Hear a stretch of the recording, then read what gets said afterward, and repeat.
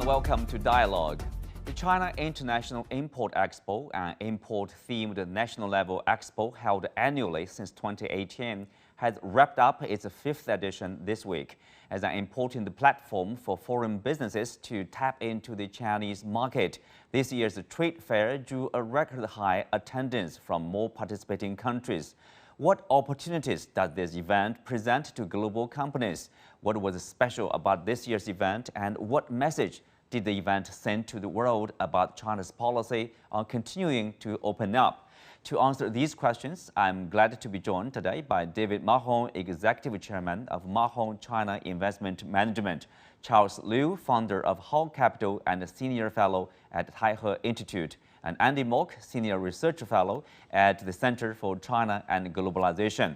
That's our topic. I'm Xu Jinduo.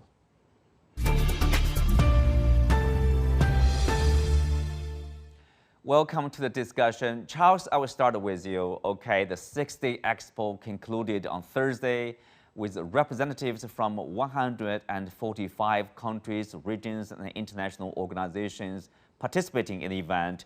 So tell us, what's your takeaway of this year's Import Expo?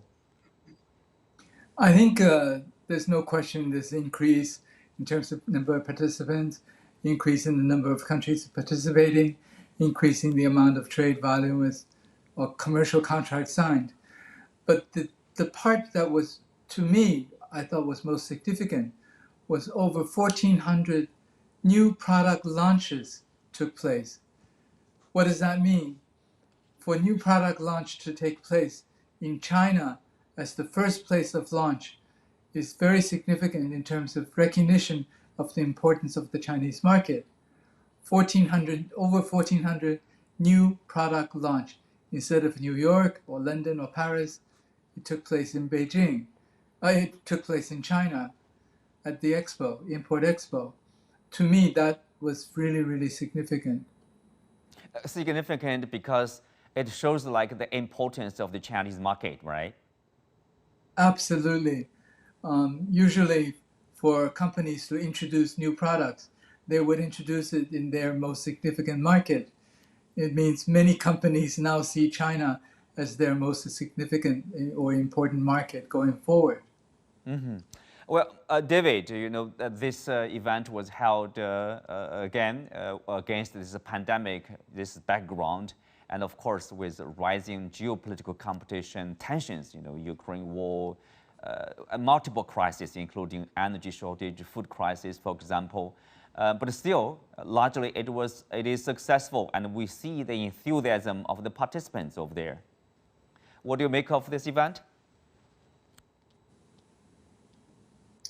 I think it's an important sign that most companies with the capacity to manage internationally are not as influenced by politics as their governments, particularly and increasingly the US government, would like to think.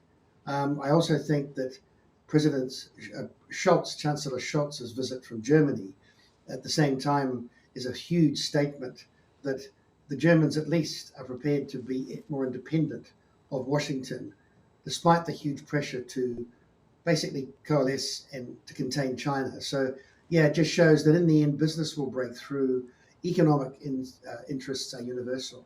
So I think that this expo that's just closed does demonstrate that. Mm-hmm. Well, Andy, you know, the CIIE, China International Import Expo, is the world's first and only import-themed expo. Help us better understand the yearly event actually. Why does China hold such an event every year? For what purpose? Well, I think, Tingduo, first of all, if we look at this institution of CIIE, which is held every year, I think what it represents is China's understanding and behavior in recognizing how important integration with the world is and providing an efficient platform and channel for not just the biggest corporations in the world to access the China market, but many small and medium-sized enterprises as well. And I want to add a little bit to what Charles and David said about what does this particular CIIE, this fifth edition, represent. And I think There is a very political message here, and that is we look around the world, there is so much uncertainty, so much economic chaos. But the message for the Chinese market or for foreign businesses looking to sell in China is a message of stability, predictability, and ultimately trustworthiness. You know, we look at some of the biggest German companies who've had to abandon manufacturing in Germany because of volatile energy prices. We see other challenges all around the world, and yet China is an island, a very big island of stability and predictability. And I think this is immensely attractive for businesses all around the world. And one of the reasons why, as Charles noted, why it's become the most important market, one of the most, if not the most important market for many companies around the world. So Charles, it's not only about the size of the Chinese market, with 1.4 billion consumers or 1.5, depending on the counting there, and a growing middle class in China, but also stability and continuity, let's say, and the consistency of the Chinese policies, probably. Oh, absolutely. In addition to stability, it's predictability of Chinese policy. It moves in a certain direction, and the government sticks by it. With what we've seen in Europe, for example, you can change a prime minister in 45 days, with changes in policy very quickly without well thought out plan. We see from the macro side two things with this import expo. As you mentioned, and Andy talked about how there is no other institution like this in the world, the only country in the world that actually does an import expo. I think there are two sides to this. Is very well planned and articulated objective of increasing domestic consumption. And secondly, is to create better balance in the international trade, both import and export part from China. Because as we've seen the last couple of months, for example, for the first time, I think in history, that China is actually running a trade surplus with Germany, South Korea, and Japan, the three traditional powerhouses of manufacturing. And there is a specific attempt by the Chinese government to create greater balance in import and export in trade with these other manufacturing countries. But I think the fact that the Chinese government is planning out things to create better stability and better balance is really for the benefit of all participants or all partners in trade with China. Well, that does represent an opportunity for any trading partner of China, to improve, to better the balance issue, right? Trade balance issue, as Charles pointed out. David, if you look at the numbers, intended turnover, for example, at the first CIIE, that's in 2018, that was about $58 billion. And 2021, the turnover of the fourth CIIE was about more than 70 billion. And this year is 74 billion worth of intentional deals signed, at the event. That represents a 3.9% increase from last year. What do you think? What do these numbers, these figures say about this event of this year? I wouldn't concentrate on the numbers too much because things signed at events like this are often letters of intent. They're often heads of agreement. In the end, you need to see what really is done in a concrete way, not to undermine the robustness and the commercial virility of CIIE, which it has grown in stature, and the fact that it's been muted in many ways by COVID. Yes, there was an increase in participants, formal participants, but not in attendance because it's very difficult to get to China. Many companies can't afford the quarantine requirements, and domestic travel too. I was supposed to be in Shanghai with one of our clients, New Zealand kiwi fruit company, Zespri. But for various reasons, I had to come back to Beijing because of some COVID issues. But in spite of all that, the fact this was actually run as a global conference, as a global expo, is in itself more important than the numbers. It shows a confidence, and as Andy said, this is China's commitment to its integration with the world. China is one of the few bastions of true globalization and seeking balance within globalization. Many of the Western commentaries in the last few months, particularly covering the Congress, have been they've been universally negative.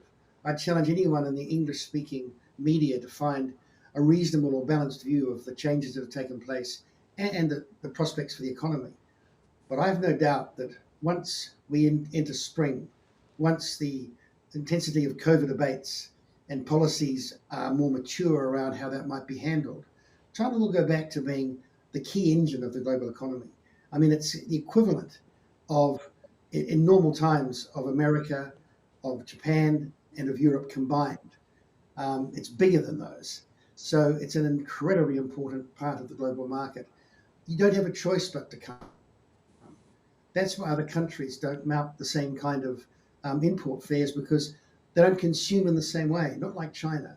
China's consumption is going to be the engine that drags the world out of its patchwork of recession and its crisis of inflation.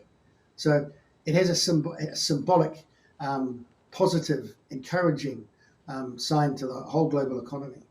Mm-hmm. Obviously important not only to China but to the global economy. Andy, the event has touted 4 platforms, including international procurement, investment promotion, people-to-people exchanges, and open cooperation. First, why are these 4 areas highlighted at the event? Well, I think this is illustrative of China's approach, which is not piecemeal towards solving problems, but taking a holistic, comprehensive, and inclusive approach, which is then more likely to lead to more durable solutions. So we can think about it as, well, China can say, let's increase our imports. So let's focus on getting more products into the country. But by focusing on it in a more holistic and comprehensive way, I think it makes sure that it's achieving these policy objectives of rebalancing the domestic economy towards greater consumption, being a responsible stakeholder in the global system, and other objectives as well, by taking this comprehensive approach and making sure that all aspects are included and there are formal mechanisms for raising and resolving any issues that may be in conflict with each other. So I think this, again, approach is very illustrative of China's holistic approach towards problem solving that allows it to solve problems that many had thought were completely insurmountable, like alleviating poverty, many other objectives as well. Mm-hmm. Well, Charles, recently we have seen this hype of like China is closing itself up, and also some politicians in mostly like developed countries pushing the idea of decoupling from China. And so the success of this event probably is a case in point against such rhetoric or such attempt to divide the world. Yes, they can say all they want. Schultz's visit is very, very clear. Immediately after the 20th Party Congress, we had a visit by head of state of Vietnam, of Pakistan, Tanzania, and Schultz, and many more to come in the near future, including Chinese participation in a number of international events. For example, beginning of December, President Xi will be visiting the Middle East, including participation in the Arab League summit, and so on and so forth. China is not closing down. China is opening up. This event to certainly demonstrate that. But even more than that, despite the fact that there is COVID and it's very difficult to conduct business across borders, but many of my colleagues and myself, we're still continuing our cross-border transactions actively, and hopefully we can see face-to-face soon. I think the whole thing about China closing down is actually an attempt by some Western politicians to hope they can disengage from China or suppress China. That won't happen. That won't take them nowhere. So David, you do see this, let's say, the presence of the basically half of the global multinational companies, they were at the event. Probably that's a strong message to the politicians, pushing for this disengagement from China, because for the business, here represents the opportunities. Oh, absolutely. There are many companies we deal with, our clients from Europe, from Australasia, and companies that are discerning and understanding, in many cases, it's related to the food sector. They know this is the main market, and they know that this is now the country where the middle class, well-educated, discerning, are growing in number, and therefore this market will continue to expand. It has a long way to go. But I think also, as you've identified, many in the West want to paint a picture that China is returning to some command economic past. A lot of phrases like a switch to a Marxist-Leninist economy have been put forward. Now, we can argue the level of Marxism and socialism in Chinese economic thinking, some of which is actually why it is successful. Some of the more socialist approaches, poverty alleviation, wasn't a pure market forces phenomenon. It was a combination of market and socialist thinking. But the real thing that surprises me is that the summary of the new appointments, not just the Politburo and its standing committee, but those going into ministries, running China's banks, if the journalists had taken a bit of time to look at the people involved, these are highly educated, experienced people. You've got probably one of the most pro-market forces, most experienced economic management teams that we've ever had since reform began. And this is not being discussed. So I think as China moves out of a more restricted COVID world, the world will be surprised at how strong this domestic market is, not just from a point of view of companies coming here to seek opportunities, but what is generated locally, the domestic dynamics of China itself and its economic management. I am very positive about their future. Well, to give some evidence probably to that view, Andy, you see like Tesla has joined a huge crowd at the show. Some analysts say this simply reveals that the Chinese consumers and U.S. products are still intertwined despite this political class efforts to decouple from China. Geopolitical tensions will not stop U.S. and European companies from doing business in China because of the giant size of the market. And also this year, obviously, there are 200 companies from the U.S. It's the same as last year. So that is a strong message here. Well, I think it is, Ting Duo, but we also have to recognize that, yes, China has a very large, increasingly vital market for companies all around the world. But when we look at companies like Tesla, they're not here just for the market. One of their most important factories, its Shanghai Gigafactory, is based in China, based in Shanghai, because it is such an attractive manufacturing location as well. And we see this is also true of German industry looking at this in the transition to a greener future, that they want to partner with Chinese companies like CATL that are producing world-class batteries in terms of technology at very competitive prices. So there are multiple reasons I think businesses want to be in China. That being said, though, we should not discount the possibility that politics will cripple companies that are looking to do business here. The U.S. government certainly could, I'm not saying they will, but it's possible that they could pass draconian enough legislation or executive orders that would hobble companies like Tesla. So the politics is still a very real risk. The other area I think politics comes into play here is in China, in that one thing I think that is very clear is that in China today, it's quote-unquote politics that's in command, not business, not the free market, because we know that in places like the US, that when you let capitalism run rampant, it creates enormous social problems, from inequality to problems with social media. And that what's very clear is that the government in China said there is a room for the market, there is space for private enterprise, but this needs to be balanced to make sure that the overall good of society is preserved. And even in the West, you look at an important moral document like the Christian Bible that says man does not live by bread alone. That there are more important things than doing business and making money. Now, you have to have that, as well as the market efficiency to produce the material goods that people need to survive.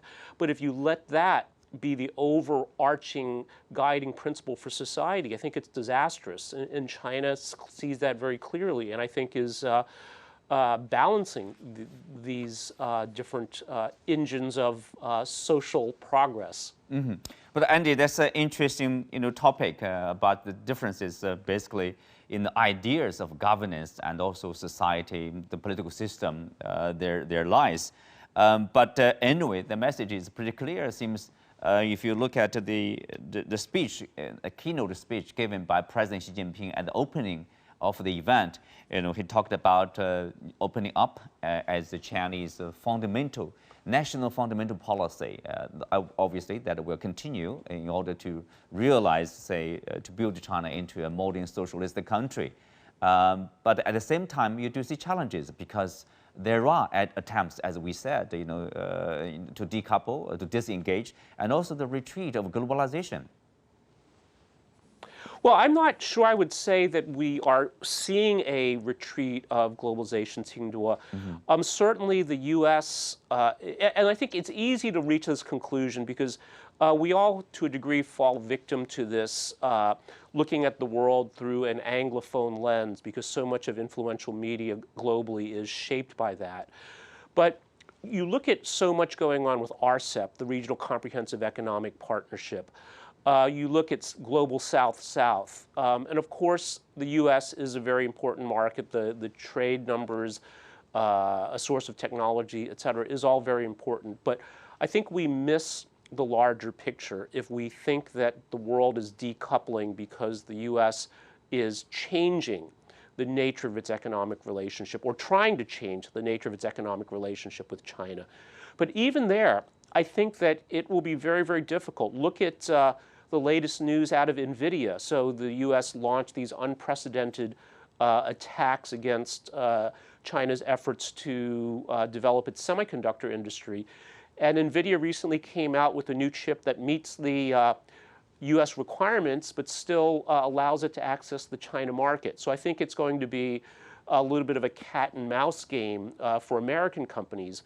But again, I really hope that there's a rethinking on the U.S. side politically, because I think in the long run, all this does is cripple the long-term competitiveness of American technology companies. Mm-hmm. Well, David, whatever the Washington thinks, the political class thinks there, but you do see this vitality and rising trade and investment in this region, for example, RCEP, this regional comprehensive economic partnership, China, New Zealand, Australia, Japan, South Korea, plus the 10 ASEAN countries. The deal came into effect starting January 1st this year, 2022. 1 year almost passed. Are we seeing the benefits? Are we seeing countries participating in this deal benefiting from such a free practice here? Oh, definitely. I mean, my friend Andy is right, although I blame him somewhat because he is also an American. So the fact his country isn't making the right choices is on his shoulders, of course. But I think the issue is China is in the region, Asia's half world GDP.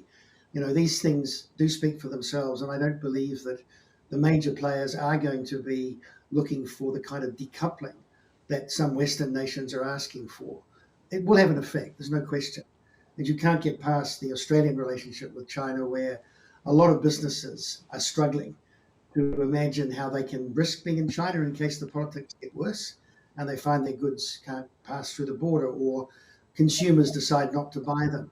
I mean, these are very serious issues. And I think the rhetoric, the rather acerbic positions taken against China, they need to turn down. And China, which I think has begun to ameliorate its own language when it talks to the world in response, this is a good thing, because a lot of the argument is quite empty. In the end, companies will make their choices and go where they think the greatest value lies. So it is a very difficult time, and I don't think after any plague, any pandemic, we should be surprised if we have looked at history that there are confrontations, small wars, and big disruptions in the global economic system. And the inflation that many countries are struggling with at the moment, I would say China is managing it well, but in many countries and markets, they're not doing so well. Mm-hmm. It's an aberration. It's a sign of mismanagement and misjudgment. This will settle down. I don't think it's a long-term issue, but it's put forces, as Andy said, in both directions. I think China's committed to globalization, and I think they will hold the line, and many will come into line because of the economic advantages of participating in that. Mm-hmm.